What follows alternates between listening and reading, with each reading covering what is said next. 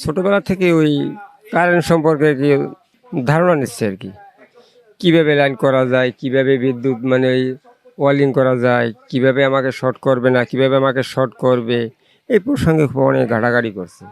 ঘাটাঘাটি করার পর এখন সে দেখি খুঁড়ির মাথায় উঠা লাইন থাকাকালীন কাজ করে, ভিতরে যাইয়া লাইন থাকাকালীন সে কাজ করে। কালকে আমি একটা আমার আত্মীয় বাড়িতে নিয়ে ওয়ালিং করাইছি, কিন্তু কোনো লাইন অফ করে না, অথচ সে কাজ এক ধাসে করে যাচ্ছে।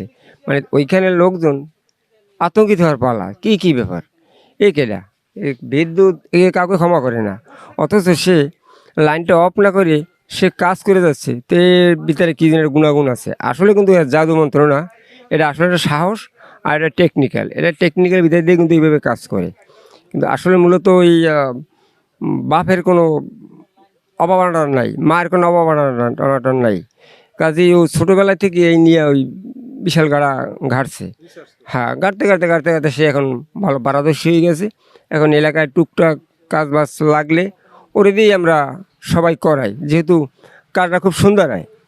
কারেন্টকে কাউকে ক্ষমা করে না, না কোনো আমাদের কোনো ভয় থাকে না। কারেন্টকে কাউকে ক্ষমা করে না, যদি একটু 19-20 হয়ে যায় সমস্যা হতেই পারে।